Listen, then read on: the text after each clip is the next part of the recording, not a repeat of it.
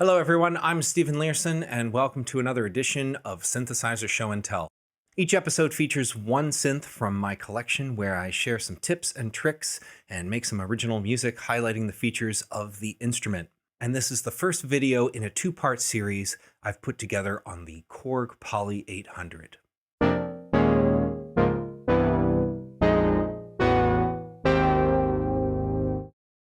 Manufactured from 1983 to 84, the Korg Poly800 has two oscillators with 4 voices each, a noise generator, an LFO, a low-pass filter, 3 envelope generators, 49 keys, memory banks, MIDI, some effects, and a 256-step sequencer.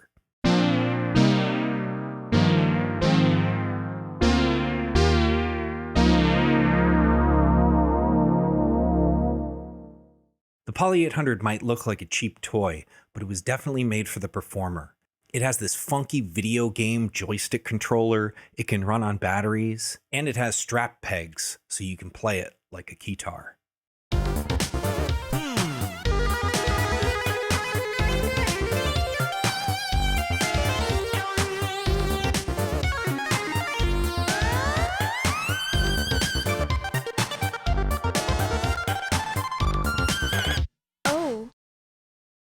So the Poly800 uses additive square wave synthesis. And what the hell is that? Well, the manual seems to say that every sound is made from a square wave. Even the sawtooth waves are made of little squares ramping down. And this got me a little curious, so I pulled it up on the oscilloscope.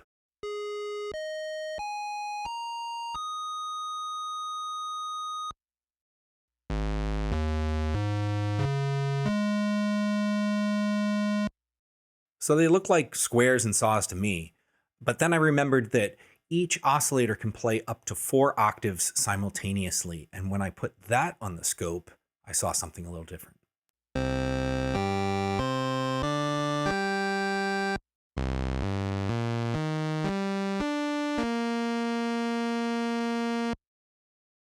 So you can see these little ripples as the synth tries to turn those square waves into little shark fins. And I mean, maybe you find this interesting, maybe you think it's boring, but I think the bottom line is that the Poly800 has a different architecture, and that means you can make some unique sounds you can't find anywhere else.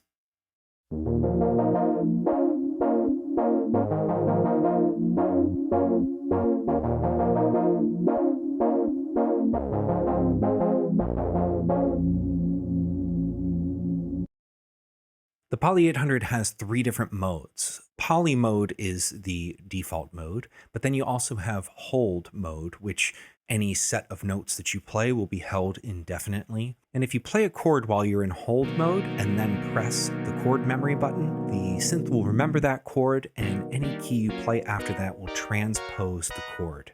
Now, if you do this chord memory mode, but you only play one note, it essentially puts the synth into mono, so you can smoothly play bass lines or lead sounds.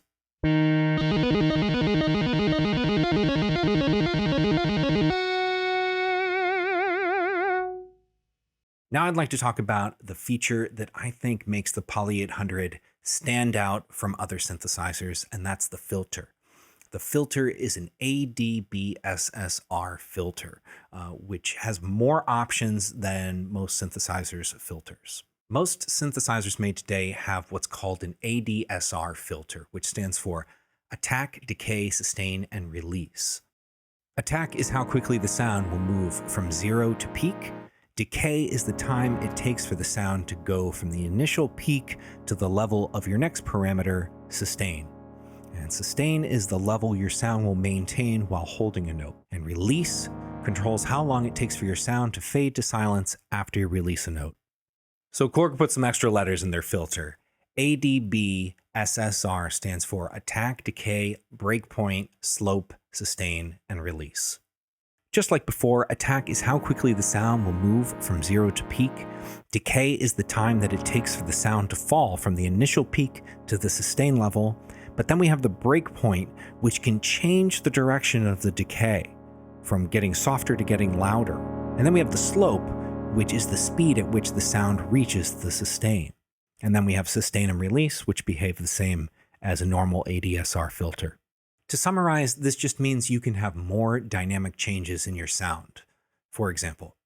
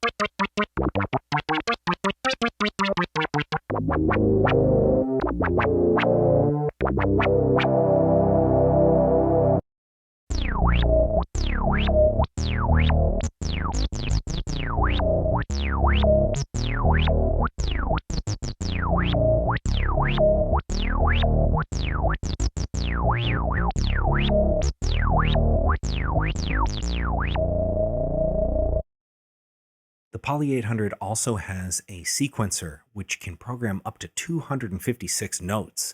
And you can also send or receive a clock from a drum machine, so you can sync them together.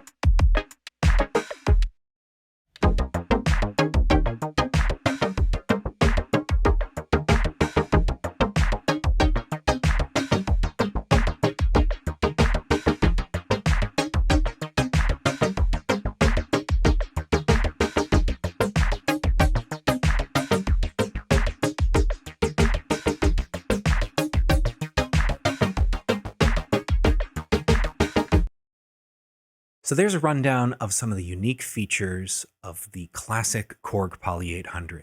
And I'll be back next week with part 2, where I'll take a deeper dive into the sound design and abilities that it has, and I'll make some original music using the synth. And if you like this video, please subscribe, ring that notification bell, and let me know what you think in the comments. And I'll be back next week.